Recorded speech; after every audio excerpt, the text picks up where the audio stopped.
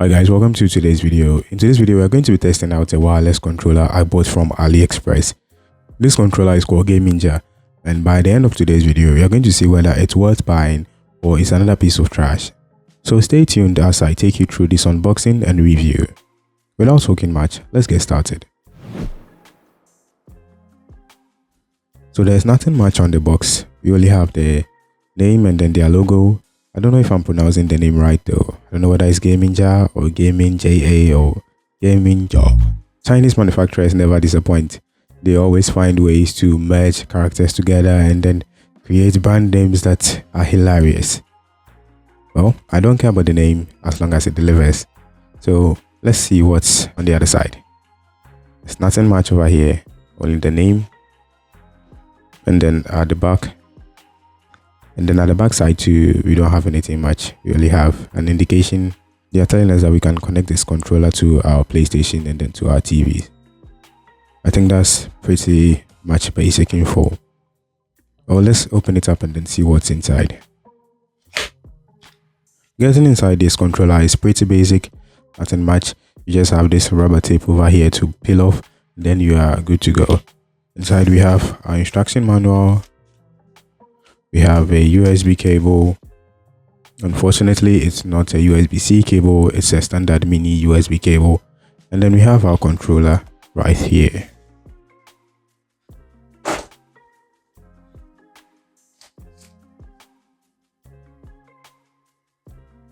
So out of the box, this looks just like a standard PlayStation 4 controller. It looks exactly and feels exactly like a PlayStation 4 controller, just that we have some few differences. So the analog sticks seemed basic and then regular, just like normal analog sticks. They are smooth and do not seem rigid or stiffened at all. The D-pad also feels normal and standard, just that it has this clicking noise to it. It's not really screaming premium right here, but I don't really use it much, so I think it's okay. And then we have our touchpad in the center.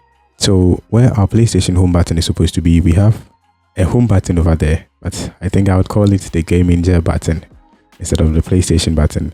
We also have our speaker for talkback, and then we have our share and then options button. It looks a bit weird because the share and then the options button have been changed a bit, just like the PlayStation button have been changed. So we have differently shaped PlayStation button, we have a differently shaped options button, and then we have a differently shaped share button. Also on the right hand side of the gaming controller, we see that there is no indications whatsoever on the buttons.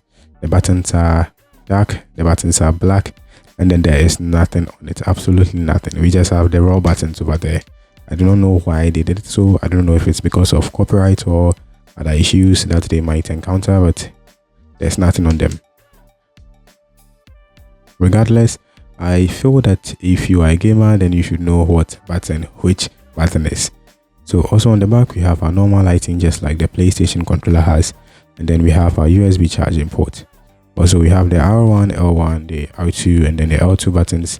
They seem to click pretty much just like any normal standard controller. They feel and then they look designed just like the PlayStation 4 controller was, and then they do not feel bad as well. They also has this T-shaped RGB-like lighting feature on both sides of the controller, on the right and on the left, which is going to make it look cool if it actually works. I don't know if it works. I don't even know if it's a solid RGB lighting, but then if it is, it's going to make the controller look so cool.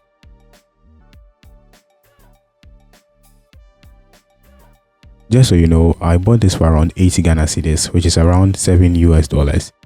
It's very cheap and then budget friendly, and if everything goes well, I would be very happy with my purchase.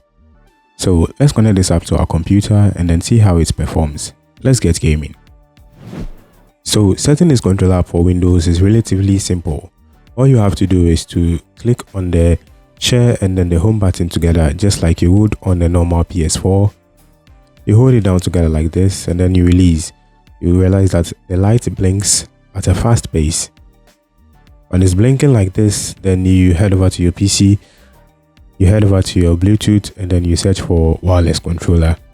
So you connect it like that, and bam, you have it all connected. When it's connected, you realize that the light is going to be relatively stable. It's not going to blink anymore like it used to. Now, after connecting the controller to my laptop. I thought that because it was marketed as a controller, it was not directly a PS4 controller. I thought that Windows games would run off the shelf without any emulators. But I realized that some games do run without emulators, and then some too you would have to install emulators.